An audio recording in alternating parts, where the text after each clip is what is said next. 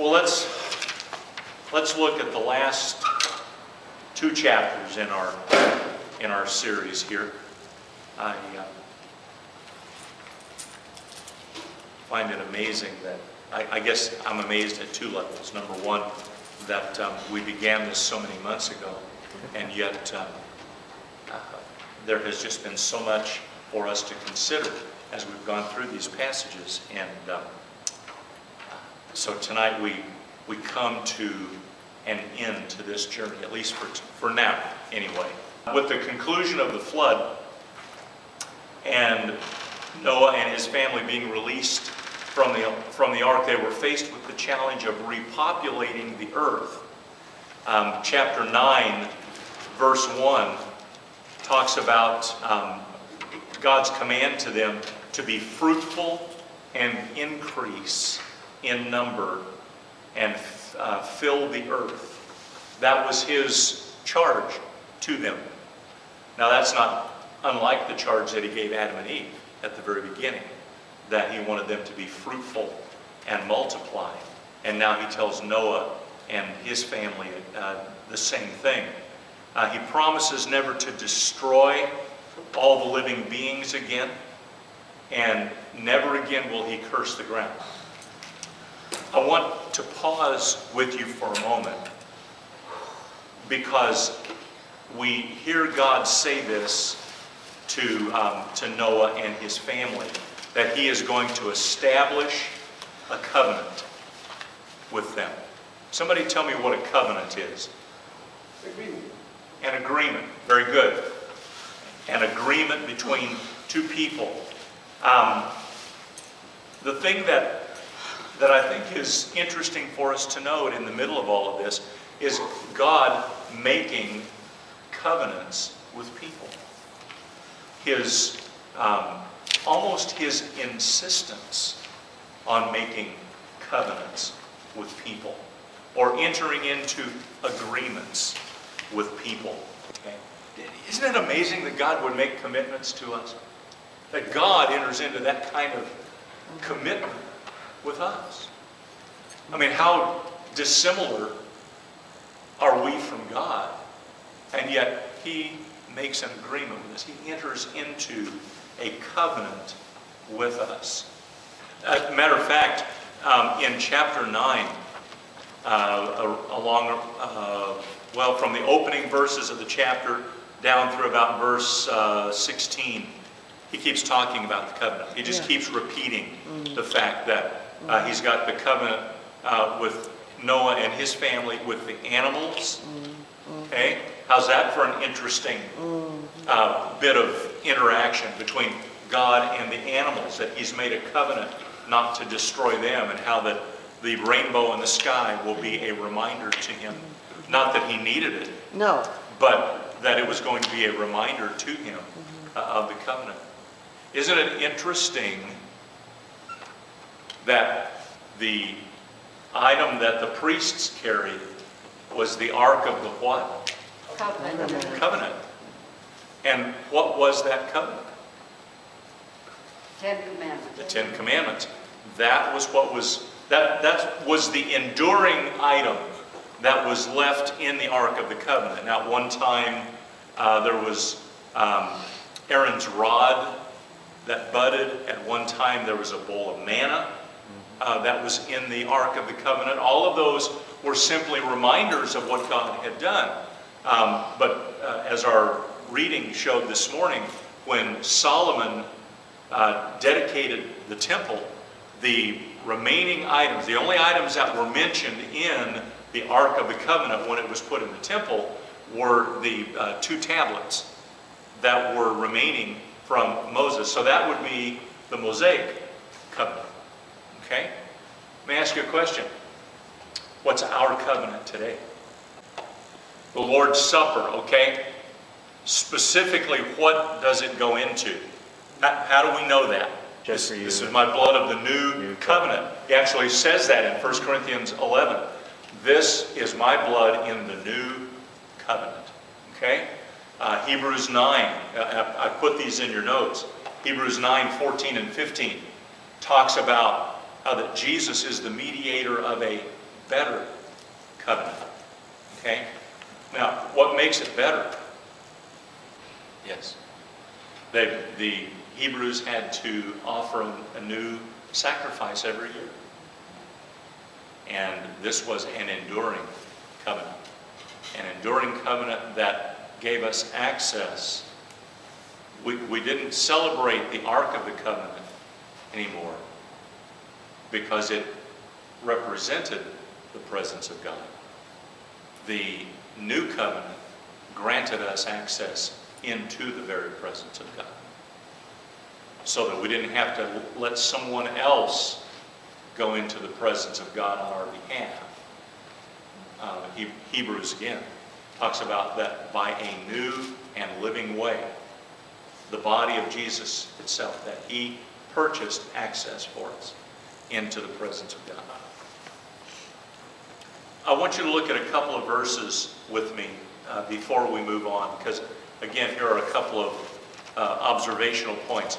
Would someone turn and read Genesis 6:5, and then someone else be prepared to read Genesis 8:21? You have 6:5? Okay, Betty will read 6:5. You've got 8:21, Gary? Okay. Then the Lord saw that the wickedness of man was great in the earth, and that every intent of the thoughts of his heart was only evil continually. Okay, and when was that statement made in relationship to pre-flood? Gary, would you read your verse? And the Lord smelled a sweet savor. And the Lord said in his heart, I will not again curse the ground any more for man's sake. For the imagination of man's heart is evil from his youth. Neither will I again smite any more every living thing as I have done. When did he make that statement? I think it was just after. Just after the flood. That's the sacrifice that Noah and his family. Do you find those two statements interesting? So it's still evil? Yeah, he says the same thing in Kill both of everything, them. but it's still evil. He says that the imaginations of the human heart are continuously evil, pre and post. Now, I don't know, it was kind of the whole idea of the flood was to purge all that stuff, right? And yet, here we have the condition of the human heart unchanged. Unchanged. What does that say to us? That we don't often think about how fallen we really are. And it is still the inclination of the human heart to be interested in its own will and its own way and its own purposes and its own interests.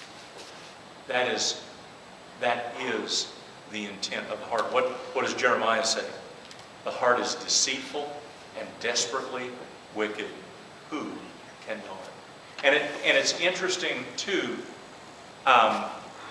in the second reference, he talks about how that a person's heart is evil from childhood. And that there is this surfacing of selfishness, of self-interest.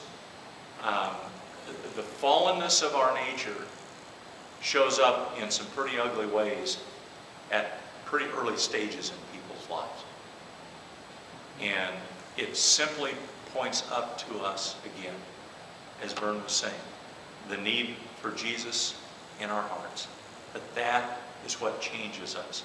It's interesting that God makes this statement about humanity when the only people on the face of the earth were Noah, righteous Noah, his wife, his 3 sons, and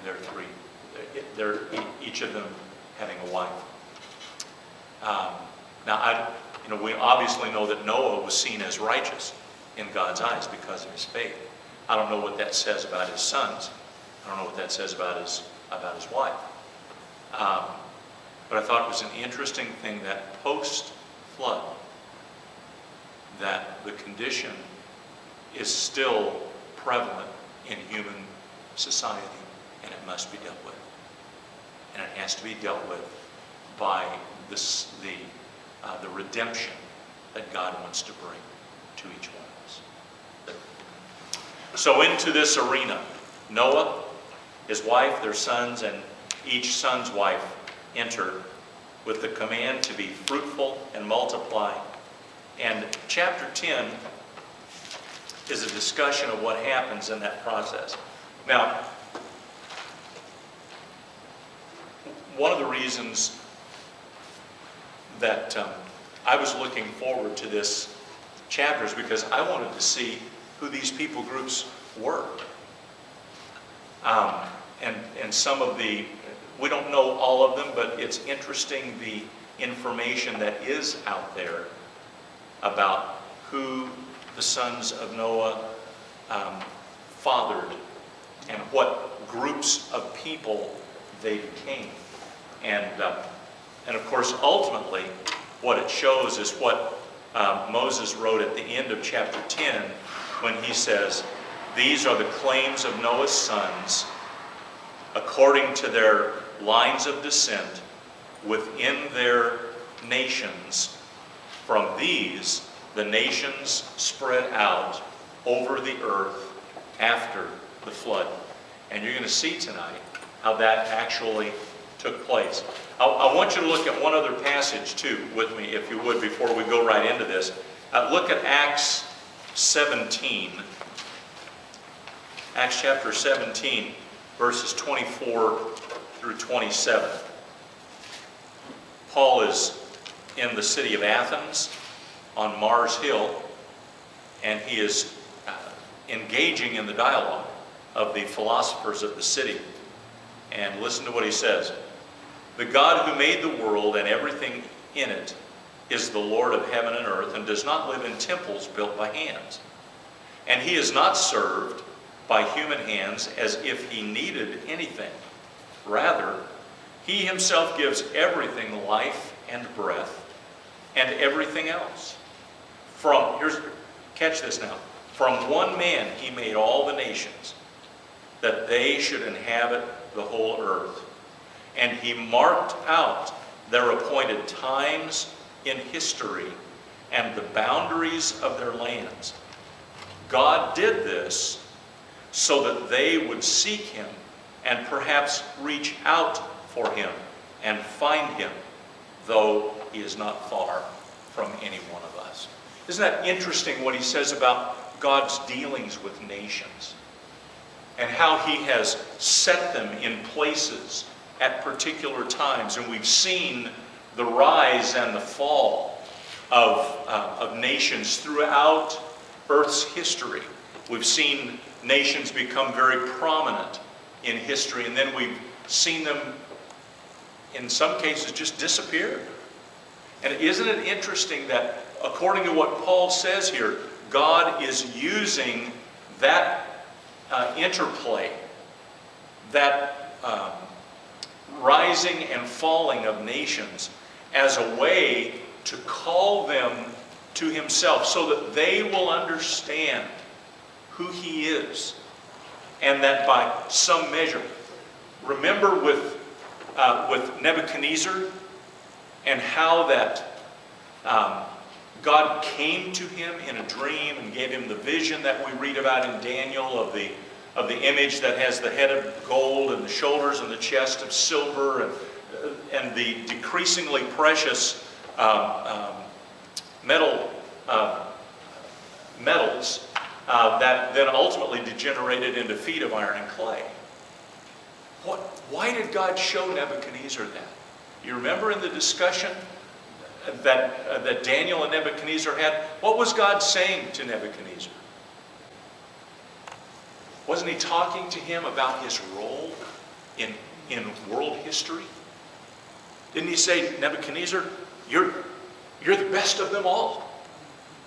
You are the king whose head and neck is gold of the highest value. And as God began to talk to Nebuchadnezzar, he was attempting to draw Nebuchadnezzar to himself. Can you imagine if President Obama for to get up and say, I had a dream last night, and began to detail a dream of this nature with God coming to him? I mean, here is God reaching out to the major empire of its day. And see, what we do with that story of Nebuchadnezzar, too often we chop it up and we miss the continuum. Because Nebuchadnezzar has a dream. The dream is of an image of gold. What's the next thing that happens in the next chapter? He makes his own. He makes an image of gold. And he makes everybody bow down to that. See, Nebuchadnezzar was getting this at some level. And then Daniel comes back to him again because Nebuchadnezzar has another dream. When he looks out over the city of Babylon and he says, you know what? I did a pretty good job here. And God comes to him through Daniel, and he says, Nebuchadnezzar, unless you humble yourself before me, in a defined period of time, you are going to be removed from your throne, and you will wander the pasture like an animal. And so many seasons will pass over you until you realize that you aren't the greatest, I am. Okay? And so here's a biblical example of what Paul is talking about in Acts, of God reaching out to a nation and wanting to bring that nation to himself. And yet the pride of the king not humbling himself. So what we are seeing as we look back at Genesis chapter 10, we are seeing this dispersion of the nations and God sending them out into places in the world for them to find an identity. And as we'll look through this, you'll see the national identities that come out in the people groups that we're able to define. All of the names of the sons and the grandsons of Noah's sons, we're not able to track them, but it's interesting as people have studied languages and as they have studied the history of these people groups, how we are able to identify some of them. And you'll be able to see with me today how that one group of sons went north of Jerusalem and then split in two different directions. You'll be able to see where another group of descendants of another one of Noah's sons went south and east. And then you'll see the other group that stayed essentially pretty much right where they were originally in the area that we would define as the Middle East, or where Israel was historically known to be located. So let's begin looking at that. The first group that's mentioned here in chapter 10 are the Japhethites. There's less information given about the Japhethites than there is any of the other groups. But Japheth is the father of the Indo-European peoples. The Indo-European peoples. Indo having to do with India, and Europe, obviously what that has to do with. So, as you look at the different places where these folks go, you'll see that they go north up from the area of Mesopotamia, or the Fertile Crescent. They move north, and then some of them go east, northeast, up into what we would call Asia, and then toward India and Asia, and then the others move into the European continent. Now, you might think that those are two opposite people groups. That's what I would think. But there is a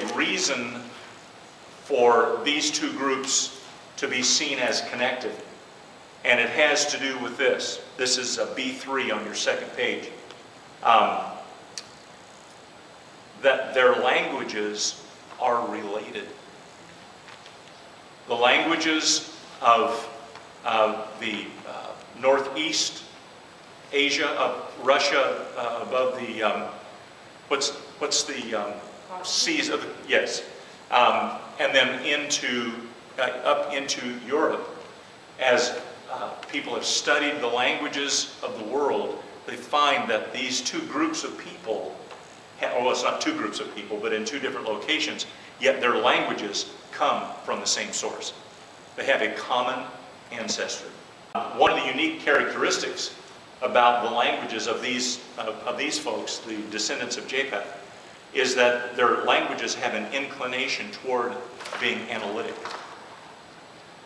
French, English, Spanish, languages that we tend to analyze and are able to break down more easily than other languages. Let me give you some names that you can begin to put together. B4. Some of Japheth's sons settled in. The son Gomer is connected with Germany. Germany, the Gauls of France, the folks in Galicia of Spain, and the Celts of Britain. Togarma is another, I believe he's a grandson of Japheth. Togarma represents the descendants, or the folks who live in Turkey, Turkestan, and Armenia. An interesting group. You'll recognize these names because they are very much connected with biblical prophecy. Magog, Gog, Tubal, and Meshech. Those all are connected to the area that we would describe as Russia. And part of the reason that it's believed that is the derivations of Tubal and Meshech have to do with Tobolsk and Moscow. That they're directly connected to the rivers that run through that area, as well as those two cities. Okay? Madai is another son of Japheth. The word Madai is a root word for the Medes, and there's a group called the Aryans that ultimately migrated to India. So we've got Japheth's sons and grandsons moving north of Israel, and then moving west and east, and occupying what amounts to Asia, Russia primarily, and then what we would understand as Eastern and Western Europe. Okay? The next group, the sons of Ham. Somehow I have a hard time calling them the Hamites. But that's what my Bible says. That just sounds that sounds too much like it belongs in a deli for me. The Hamites are the people who became the warrior nations. And Ham settled south into Africa, and then again into the east, but more into the Orient, and moving on the other side of India, and then into what we would identify as Mongolia and China. Why do we think that? Well, number one, have you ever come across Cush in your biblical text? And if you look at the footnote for Cush, it refers to Ethiopia. It's the biblical word for Ethiopia. Okay? So what are we seeing? We're seeing the movement that's going down into Africa, especially right now in North Africa. Put or foot, sometimes you see it written with a PH. That is the nation of Libya, again in North Africa. Canaan fathered the tribes of Canaan that were ousted by Joshua and Israel when they came back into Israel after being in Egypt for 400 plus years.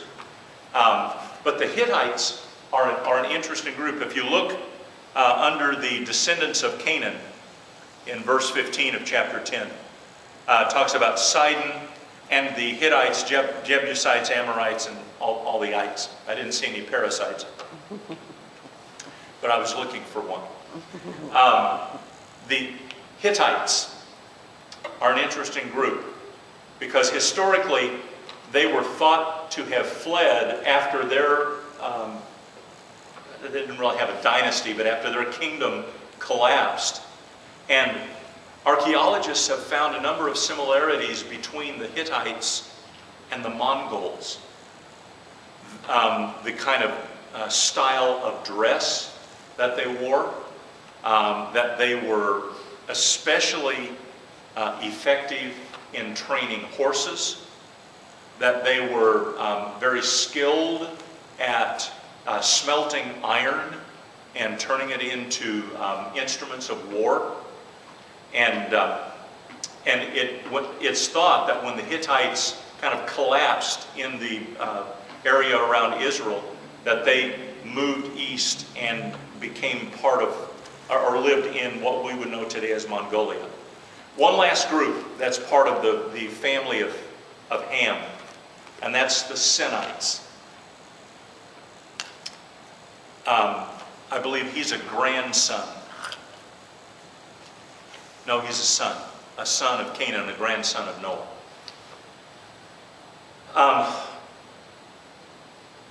The word sin became a very important name in the Middle Eastern region. It actually became the name of a Near Eastern deity. But the thing that I thought was most interesting in terms of making a connection between the descendants of Ham and their moving into the Orient was the usage of the word sin as a proper name in the Oriental region. And one example that would perhaps speak to that is the way that we use, instead of talking about Chinese and American relationships in terms of international politics, we talk about Sino-American politics, okay? Which takes us back to Ham's grandson, or Ham's son. We're pronouncing it sin, but I guess it would be sign. I always wondered what the connection was to that, because Sino doesn't make any connection to me with China at all. But as we get into the history of it, there is a connection. Then the last person that I want to talk about from the descendants of Ham is Nimrod. There is a lot said about Nimrod. Would you look at verse 8? Cush was the father of Nimrod, who became a mighty warrior on the earth. He was a mighty hunter before the Lord. That is why it is said, like Nimrod, a mighty hunter before the Lord. The first centers of his kingdom were Babylon, Uruk, Akkad, and Calneh in Shinar. From that land he went to Assyria, where he built Nineveh, Rehoboth-ir, Calah, and Resen, which is between Nineveh and Calah, which is the great city. Nimrod became the founder of the Babylonian Empire. And there is good indication that when it says here that Nimrod was a great hunter before the Lord, that it wasn't referring to him hunting animals. It was referring to him being a hunter of men. That he was aggressively going, and we can see that here in terms of how he pursues his own kingdom, his own dynasty, and becomes the founder not only of Babylon, but also takes over the Assyrian nation as well. So now we have the descendants of Noah in Japheth moving north and west and east. We have the descendants of Ham moving south and moving to the east. And then we're left with one last group, and that's Shem,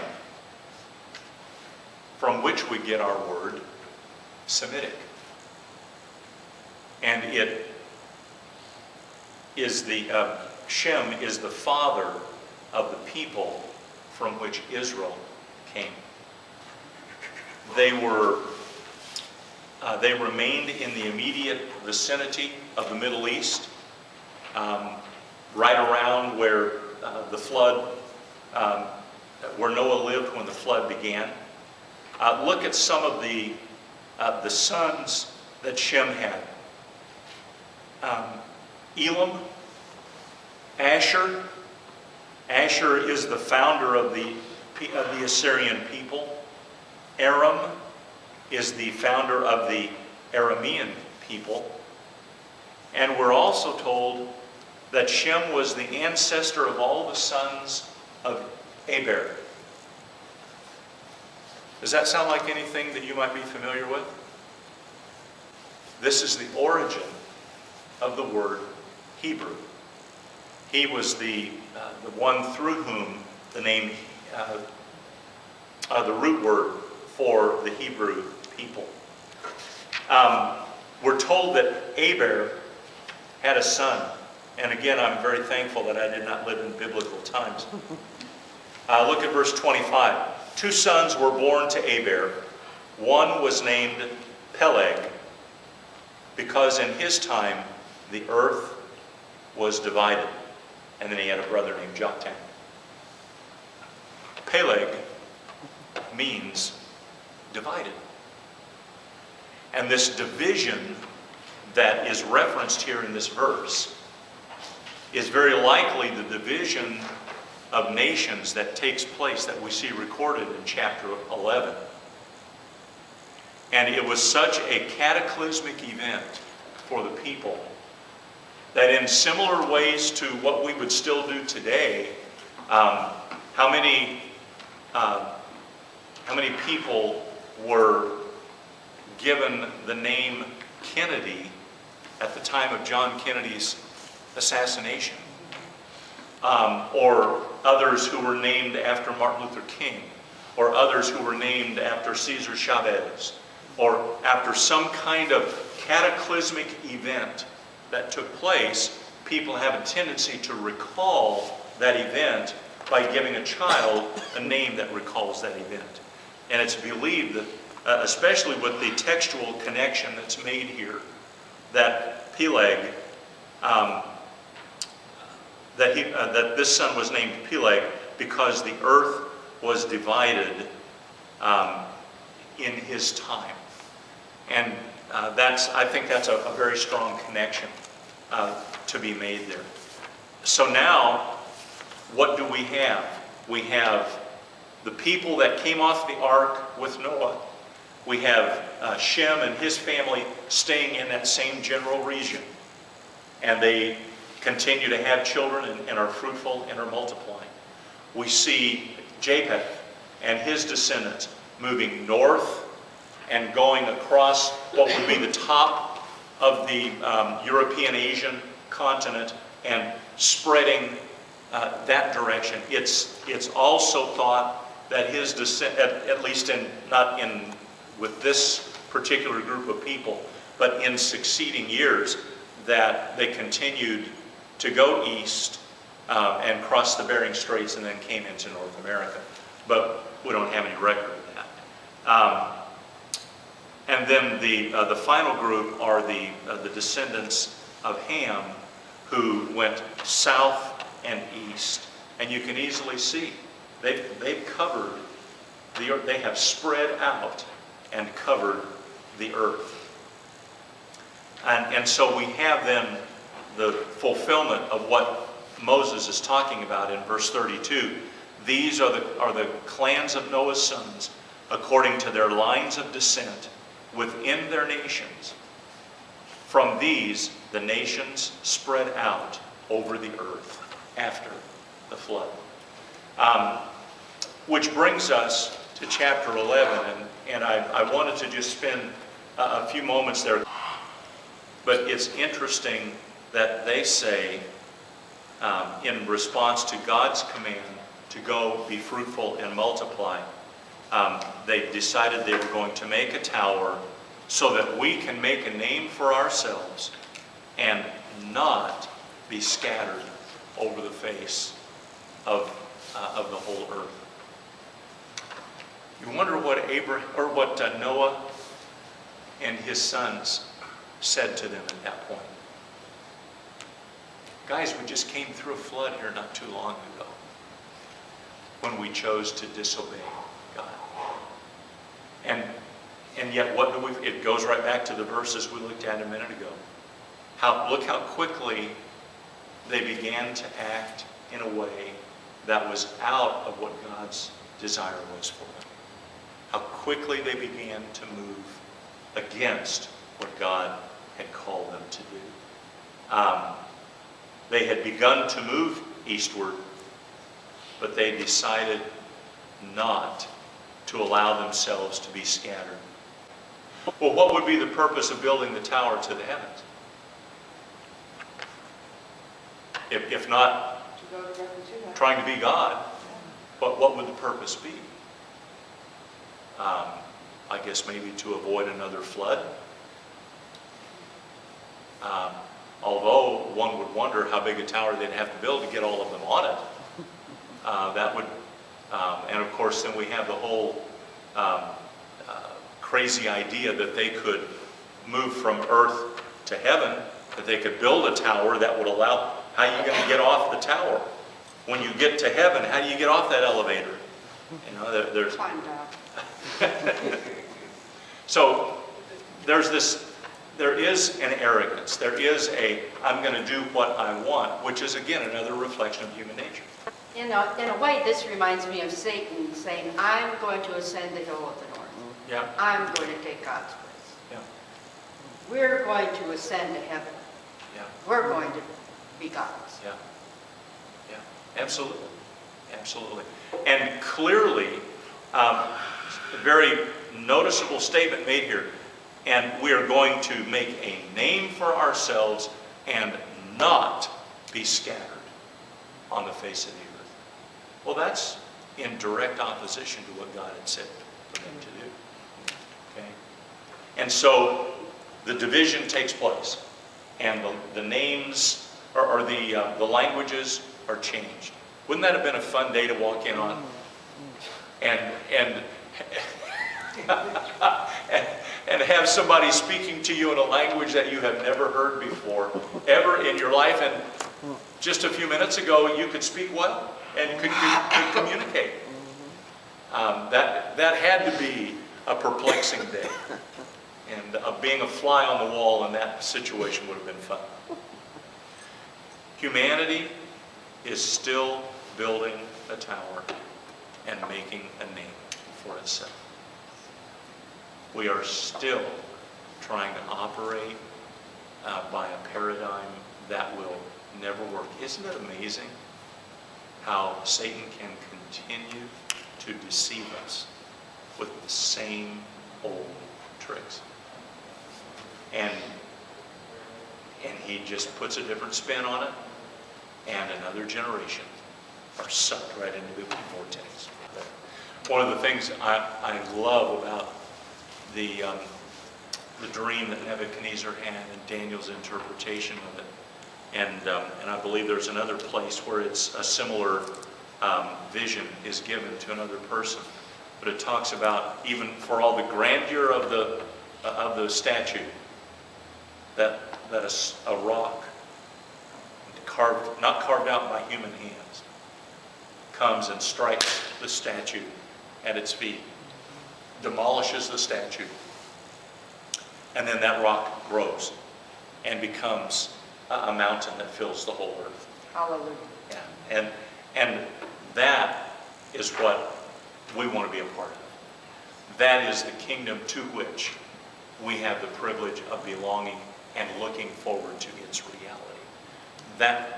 It is a remarkable thing to me as we look at these Genesis stories that go back to the very earliest of human history, is that they already had a picture in mind of a Redeemer who was going to come. And that it somehow, in this sacrificial system that they were taught to perpetuate, that was going to be an open door to help them understand what God had in store for them. So, we talked, last point, we talked about remembering the meta-narrative. What's the point of all of this? Because, and I hope going into the names and the geographical locations tonight wasn't too tedious for you. I found it a fascinating kind of thing today as I was looking at where all these people groups originated. But all of that is inconsequential if we miss the big story. What we understand about creation is totally unimportant if we miss the big story. And the big story is that God created the world. That God created human beings to know Him, to have fellowship with Him. That God redeemed us when we disobeyed and showed us the way back. That people continue to disobey. God punished their disobedience, but Noah learned how to trust God. In the middle of a corrupt generation, Noah was a righteous and a faithful man. And that God continues to reach out to humanity. In spite of what we do, He continues to reach out to us to have a relationship with us.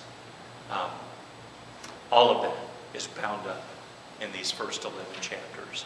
And it helps us see what God really has in store for us.